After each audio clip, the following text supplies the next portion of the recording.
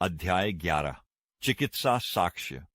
क्या यीशु की मृत्यु एक धोखा थी और उसका पुनरुत्थान एक छल? मैं एक डॉक्टर के कार्यालय के प्रतीक्षालय में लटके हुए पट्टिका को पढ़ने के लिए रुका हूं।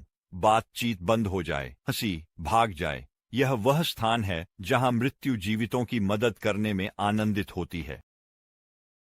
स्पष्ट रूप से यह कोई साधारण चिकित्सक नहीं था। मैं रॉबर्ट जे स्टाइन के पास एक और बार जा रहा था, जो दुनिया के प्रमुख फोरेंसिक पैथोलॉजिस्ट में से एक हैं। एक रंगीन, भारी आवाज वाले चिकित्सा जासूस जो मुझे उन अप्रत्याशित सुरागों की कहानियां सुनाते थे जो उन्होंने शवों की जांच करते समय खोजी थीं। उनके लिए मृत पुरुष सच में कहानियां सुनाते थे, वास्तव में ऐसी कहानियां जो अक्सर जीवितों को न्याय दिलाती थीं।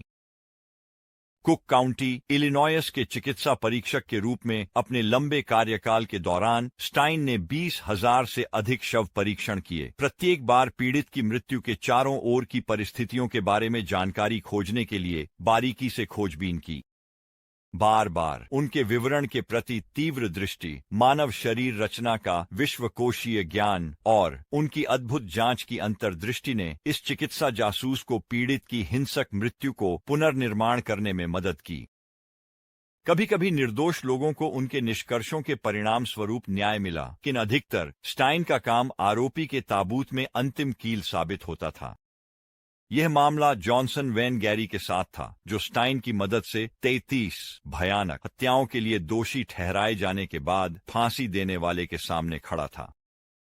यही है कि चिकित्सा साक्ष्य कितना महत्वपूर्ण हो सकता है। निर्धारित कर सकता है कि क्या एक बच्चा दुर्व्यवहार के कारण मरा या किसी आकस्मिक गिरावट के कारण। यह स्थापित कर सकता है कि क्या किसी व्यक्ति की मृत्यु प्राकृतिक कारणों से हुई या किसी ने उस व्यक्ति की कॉफी में आर्सेनिक मिलाकर हत्या की। यह एक अद्भुत प्रक्रिया का उपयोग करके पीड़ित के मृत्यु के समय को निर्धारित करके आरोपी के बहाने को बनाए रख सकता है या उसे नष्ट कर सकता है, जो मृतक की आंखों में पोटेशियम की मात्रा को मापता है। और हाँ, यहां तक कि 2 सहस्त्राब्दी पहले रोमन क्रूस पर क्रूरता से निष्पादित किसी व्यक्ति के मामले में भी चिकित्सा साक्ष्य अभी भी एक महत्वपूर्ण योगदान दे सकता है। यह उन लोगों द्वारा उपयोग किए जाने वाले सबसे स्थायी तर्कों में से एक को नष्ट कर सकता है, जो दावा करते हैं कि यीशु का पुनरुत्थान, जो उसकी दिव्यता के दावे की सर्वोच्च पुष्टि है, कुछ और नहीं बल्कि एक जटिल धोखा था। यह विचार कि यीशु वास्तव में क्रूस पर नहीं मरे, कुरान में पाया जा सकता है, जो 7वीं सदी में लिखा गया था। वास्तव में अहमदिया मुसलमानों का तर्क है कि यीशु वास्तव में भारत भाग गए। आज भी एक श्राइन है जो कथित तौर पर उसके असली दफन स्थान को चिह्नित करता है, श्रीनगर, कश्मीर में। 19वीं सदी की शुरुआत में कार्ल बारेंट, कार्ल विंटरनी और अन्य ने पुनरुत्थान को समझाने की कोशिश की, यह सुझाव देते हुए कि यीशु केवल क्रूस पर थकावट के कारण बेहोश हो गए या उन्हें एक ऐसा दवा दी गई थी जिसने उन्हें मरते हुए दिखाया और बाद में उन्हें कब्र की ठंडी नम हवा द्वारा पुनर्जीवित किया गया। साजिश सिद्धांतकार इस परिकल्पना को मजबूत करते हैं, यह बताते हुए कि यीशु को क्रूस पर रहते हुए एक स्पंज पर कुछ तरल दिया गया था, मार्क 15 पद 36, और पिलातुस इस बात से हैरान दिखे कि यीशु कितनी जल्दी सकम हो गए, मार्क 15 पद 44। इसलिए उन्होंने कहा, यीशु की पुनः उपस्थिति एक चमत्कारी पुनरुत्थान नहीं थी, बल्कि केवल एक संयोगवश पुनर्जीवित होना था, और उसका मकबरा खाली था क्योंकि वह जीवित रहे। जबकि प्रतिष्ठित विद्वानों ने इस सुअवे बेहोशी के सिद्धांत को खारिज कर दिया है, यह लोकप्रिय साहित्य में बार बार भरता है।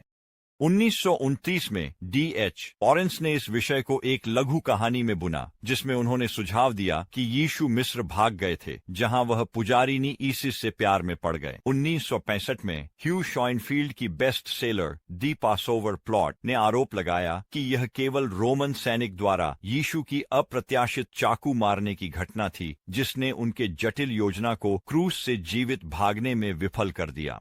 हालांकि शॉइनफील्ड ने स्वीकार किया, हम कहीं भी यह दावा नहीं कर रहे हैं कि यह पुस्तक वास्तव में क्या हुआ को दर्शाती है।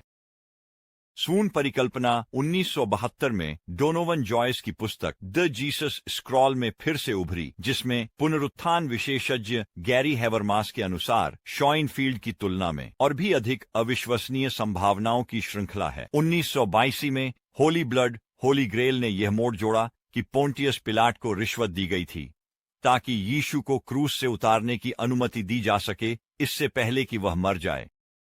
फिर भी लेखक स्वीकार करते हैं, हम अपने निष्कर्ष की सटीकता को साबित नहीं कर सके और अभी भी नहीं कर सकते।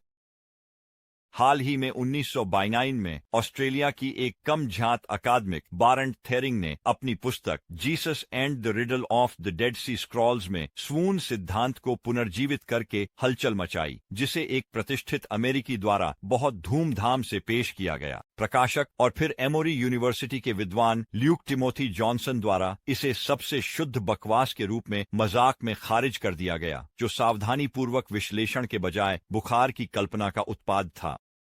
शहरी मिथक की तरह स्वून सिद्धांत फलता फूलता रहता है। इसे आध्यात्मिक खोजियों के साथ पुनरुत्थान पर चर्चा करते समय हमेशा सुनता हूं, लेकिन साक्ष्य वास्तव में क्या स्थापित करता है? क्रूस पर चढ़ाने के समय वास्तव में क्या हुआ? यीशु की मृत्यु का कारण क्या था? क्या कोई संभव तरीका है जिससे वह इस कठिनाई से बच सकता था? ये वही प्रकार के प्रश्न हैं जिनका समाधान चिकित्सा साक्ष्य से हो सके, ऐसी मेरी आशा थी। तो मैं दक्षिणी कैलिफोर्निया गया और एक प्रमुख चिकित्सक के दरवाजे पर दस्तक दी, जिसने नाजरेथ के यीशु की मृत्यु से संबंधित ऐतिहासिक, पुरातात्विक और चिकित्सा डेटा का व्यापक अध्ययन किया है। हालांकि ऐसा लगता है कि रहस्यमय रूप से गायब शरीर के कारण कभी भी शव परीक्षण नहीं किया गया। 10वां साक्षात्कार। Alexander Matheral, MD, PhD। आरामदायक सेटिंग उस विषय के साथ स्पष्ट रूप से असंगत थी जिस पर हम चर्चा कर रहे थे। हम मैथेरल के आरामदायक कैलिफोर्निया घर के लिविंग रूम में बैठे थे। एक सुहावनी वसंत शाम में गर्म समुद्री हवाएं खिड़कियों से फुसफुसा रही थीं, जबकि हम एक ऐसी विषय पर बात कर रहे थे जो अकल्पनीय क्रूरता का था, एक ऐसा पीटाई जो इतना बर्बर था कि यह विवेक को झकझोर देता है, और एक ऐसा मृत्युदंड जो इतना भ्रष्ट है कि यह मानवता के प्रति मानव की अमानवीयता का दुखद गवाह है। मैंने मैथेरल को इसलिए खोजा क्योंकि मैंने सुना था कि उनके पास क्रूस पर चढ़ाने की व्याख्या करने के लिए चिकित्सा और वैज्ञानिक प्रमाण पत्र हैं। लेकिन मेरी एक और प्रेरणा भी थी। मुझे बताया गया था कि वह इस विषय पर निष्कपट और सटीक रूप से चर्चा कर सकते हैं। यह मेरे लिए महत्वपूर्ण था क्योंकि मैं चाहता था कि तथ्य अपने आप बोलें, बिना किसी अतिशयोक्ति या ऐसे उत्तेजक भाषा के जो अन्यथा भावनाओं को प्रभावित कर सकती है। जैसा कि आप फ्लोरिडा के मियामी विश्वविद्यालय से चिकित्सा की डिग्री और इंग्लैंड के ब्रिस्टल विश्वविद्यालय से इंजीनियरिंग में डॉक्टरेट रखने वाले किसी व्यक्ति से उम्मीद करेंगे, मैथेरल वैज्ञानिक सटीकता के साथ बोलते हैं। वह अमेरिकन बोर्ड ऑफ रेडियोलॉजी द्वारा निदान में बोर्ड प्रमाणित हैं और उन्होंने मैरीलैंड के बेथेस्डा में नेशनल इंस्टीट्यूट्स ऑफ हेल्थ के नेशनल हार्ट, लंग और ब्लड इंस्टीट्यूट के लिए सलाहकार के रूप में काम किया है। एक पूर्व शोध वैज्ञानिक जो कैलिफोर्निया विश्वविद्यालय में पढ़ा चुके हैं। मैथेरल 5 वैज्ञानिक पुस्तकों के संपादक हैं और उन्होंने एरोस्पेस चिकित्सा से लेकर साइंटिफिक अमेरिकन तक की पत्रिकाओं के लिए लिखा है। पेशियों के संकुचन का उनका अद्भुत विश्लेषण फिजियोलॉजिस्ट और बायोफिजिक्स जर्नल में प्रकाशित हुआ है। वह एक प्रतिष्ठित चिकित्सा प्राधिकरण की भूमिका में भी दिखते हैं। वह चांदी के बालों के साथ एक प्रभावशाली व्यक्ति हैं और उनका व्यवहार विनम्र लेकिन औपचारिक है। मैं ईमानदार रहूंगा। कभी कभी मैंने सोचा कि मैथेरल के अंदर क्या चल रहा है। वैज्ञानिक संयम के साथ धीरे धीरे और विधिपूर्वक बोलते हुए उन्होंने यीशु की मृत्यु के भयानक विवरणों का शांतिपूर्वक वर्णन करते हुए किसी भी आंतरिक उथल पुथल का कोई संकेत नहीं दिया। जो भी उसके अंदर चल रहा था, जो भी तनाव उसे एक ईसाई के रूप में यीशु के प्रति क्रूर भाग्य के बारे में बात करने के लिए हुआ, उसने दशकों के प्रयोगशाला अनुसंधान से उत्पन्न पेशेवरता के साथ उसे छिपाने में सक्षम था। उन्होंने मुझे बस तथ्य दिए और आखिरकार यही वह था जिसके लिए मैं देश के आधे हिस्से की यात्रा करके आया था। शुरुआत में मैं मैथेरल से यीशु की मृत्यु से पहले की घटनाओं का एक बुनियादी वर्णन प्राप्त करना चाहता था। तो कुछ समय की सामाजिक बातचीत के बाद मैंने अपनी आइस्ड टी रख दी और अपनी कुर्सी में उसे सीधे देखने के लिए स्थानांतरित हो गया। क्या आप यीशु के साथ क्या हुआ इसका एक चित्र बना सकते हैं? मैंने पूछा। उन्होंने अपनी गला साफ किया। यह अंतिम रात के खाने के बाद शुरू हुआ। उन्होंने कहा, यीशु अपने शिष्यों के साथ जैतून के पहाड़ पर गए, विशेष रूप से गेत्समनी के बाग में, और वहां, अगर आप याद करें, उन्होंने सारी रात प्रार्थना की। अब उस प्रक्रिया के दौरान वह अगले दिन की आने वाली घटनाओं की अपेक्षा कर रहे थे। क्योंकि वह जानता था कि उसे कितनी पीड़ा सहनी पड़ेगी, वह स्वाभाविक रूप से बहुत अधिक मानसिक तनाव का अनुभव कर रहा था। मैंने उसे रोकने के लिए अपना हाथ उठाया। वाह, यहाँ पर संदेहवादियों को मौका मिलता है, मैंने उसे बताया। सुसमाचार हमें बताते हैं कि इस बिंदु पर उसने रक्त पसीना बहाना शुरू कर दिया। अब आओ, क्या यह सिर्फ कुछ अत्यधिक सक्रिय कल्पनाओं का परिणाम नहीं है? क्या इससे सुसमाचार लेखकों की सटीकता पर सवाल नहीं उठता? बिल्कुल न प्रभावित होते हुए मेथेरल ने अपना सिर हिलाया। बिल्कुल नहीं, उसने जवाब दिया। यह एक झ्यात चिकित्सा स्थिति है जिसे हेमटिड्रोसिस कहा जाता है। यह बहुत सामान्य नहीं है, लेकिन यह उच्च स्तर के मनोवैज्ञानिक तनाव से जुड़ी होती है। जो होता है वह यह है कि गंभीर चिंता रासायनिक पदार्थों को रिलीज करती है जो पसीने की ग्रंथियों में केशिकाओं को तोड़ देती हैं। इसके परिणाम स्वरूप इन ग्रंथियों में थोड़ा सा रक्तस्राव होता है और पसीना रक्त के रंग में रंगा हुआ निकलता है। हम बहुत सारे रक्त की बात नहीं कर रहे हैं, यह सिर्फ एक बहुत बहुत छोटी मात्रा है। फिर भी थोड़ा संकोचित होकर मैंने आगे पूछा, क्या इसका शरीर पर कोई और प्रभाव पड़ा? इससे त्वचा अत्यधिक नाजुक हो गई, ताकि जब अगले दिन यीशु को रोमन सैनिक द्वारा कोड़े मारे गए तो उसकी त्वचा बहुत बहुत संवेदनशील हो। खैर, मैंने सोचा, यहां हम जा रहे हैं। मैंने उन भयानक चित्रों के लिए खुद को तैयार किया जो मेरे मन में आने वाले थे। मैंने एक पत्रकार के रूप में कई मृत शरीर देखे हैं, कार दुर्घटनाओं, आग और अपराध सिंडिकेट की प्रतिशोध के शिकार, लेकिन किसी के द्वारा जानबूझकर क्रूरता से मारने के बारे में सुनना विशेष रूप से परेशान करने वाला था, जो अधिकतम पीड़ा निकालने के लिए दृढ़ थे। बताओ, मैंने कहा, कोड़े मारने का अनुभव कैसा था? मेथेरल की आंखें मुझसे कभी नहीं हटीं। रोमन कोड़े मारना बेहद क्रूर होने के लिए जाना जाता था। वे आमतौर पर 29 कोड़ों के होते थे, लेकिन अक्सर इससे कहीं अधिक होते थे, जो सैनिक के मूड पर निर्भर करता था जो वार कर रहा था। सैनिक एक चर्मपत्र की बुनाई वाली चाबुक का उपयोग करेगा जिसमें धातु की गेंदें बुनी हुई थीं। जब चाबुक मांस पर वार करती तो ये गेंदें गहरे नीले निशान या चोटें पैदा करतीं, जो आगे के वार से फट जातीं, और चाबुक में तेज हड्डियों के टुकड़े भी होते थे जो मांस को गंभीरता से काटते थे। पीठ इतनी चीर दी जाती थी कि गहरे हरे कटों के कारण रीढ़ की हड्डी का एक हिस्सा उजागर हो जाता था। कोड़े मारना कंधों से लेकर पीठ, नितंबों और पैरों के पिछले हिस्से तक होता था। ये बस भयानक था। मेथेरिल ने रुककर कहा, आगे बढ़ो। मैंने कहा, एक चिकित्सक जिसने रोमन कोड़े मारने का अध्ययन किया है कहा कि जैसे जैसे कोड़े मारना जारी रहा, कटाव अंतर्निहित कंकाली मांसपेशियों में फट जाते थे और रक्त बहाते मांस के कांपते रिबन उत्पन्न करते थे। 3री सदी के इतिहासकार यूसेबियस ने एक कोड़े मारने का वर्णन करते हुए कहा, पीड़ित की नसें उजागर हो गईं और पीड़ित की मांसपेशियां, तंतुएं और आंतें खुली हुई थीं। हमें पता है कि कई लोग इस तरह की पिटाई से मर जाते थे, यहां तक कि उन्हें सूली पर चढ़ाने से कम से कम पीड़ित को अत्यधिक दर्द का अनुभव होता और वह हाइपोवोलेमिक शॉक में चला जाता। मेथेरिल ने एक चिकित्सा शब्द फेंका जिसे मैं नहीं जानता था। हाइपोवोलेमिक शॉक का क्या मतलब है? मैंने पूछा। हाइपो का मतलब है कम, वॉल का मतलब है मात्रा और इमिक का मतलब है रक्त। तो हाइपोवोलेमिक शॉक का मतलब है कि व्यक्ति बड़ी मात्रा में रक्त खोने के प्रभावों का सामना कर रहा है, डॉक्टर ने समझाया। यह 4 चीजें करता है। पहले, दिल रक्त को पंप करने के लिए तेजी से धड़कता है जो वहां नहीं है। दूसरे, रक्तचाप गिरता है जिससे बेहोशी या गिरने का कारण बनता है।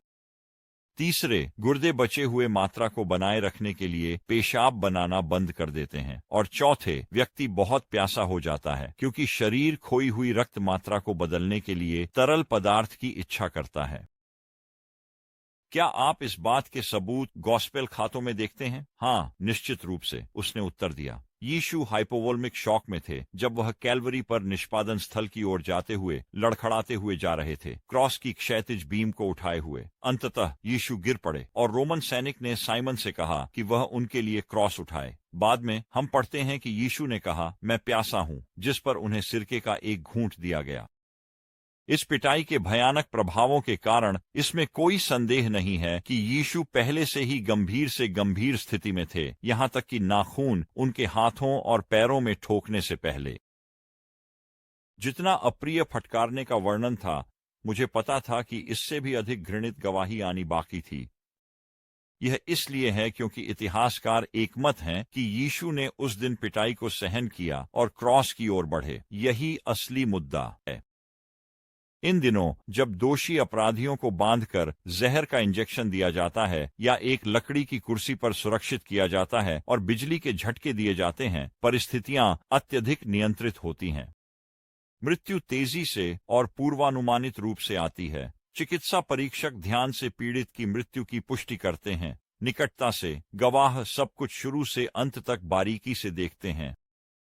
लेकिन इस कच्चे, धीमे और अपेक्षाकृत अस्टीक क्रूस पर चढ़ाने के तरीके से मृत्यु कितनी निश्चित थी। वास्तव में अधिकांश लोग यह सुनिश्चित नहीं हैं कि क्रूस अपने पीड़ितों को कैसे मारता है, और बिना किसी प्रशिक्षित चिकित्सा परीक्षक के जो आधिकारिक रूप से पुष्टि करे कि यीशु की मृत्यु हो गई थी, क्या वह इस अनुभव से घायल और खून बहाते हुए बच नहीं सकता था, लेकिन फिर भी जीवित। मैंने इन मुद्दों को समझना शुरू किया। जब वह क्रूस पर चढ़ाने के स्थान पर पहुंचे, तब क्या हुआ? मैंने पूछा।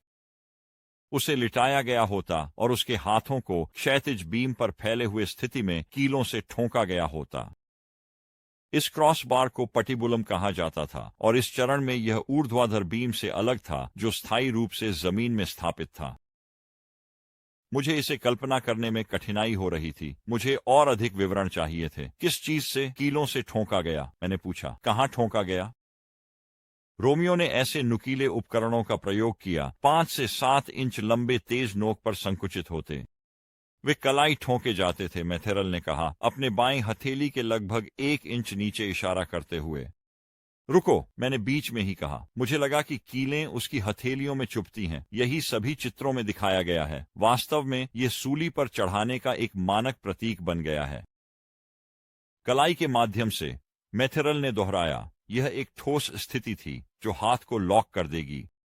यदि कीलें हथेलियों के माध्यम से ठोंकी गई होतीं, तो उसका वजन त्वचा को फाड़ देता और वह क्रॉस से गिर जाता। इसलिए कीलें कलाई के माध्यम से गईं, हालांकि इसे उस समय की भाषा में हाथ का हिस्सा माना जाता था।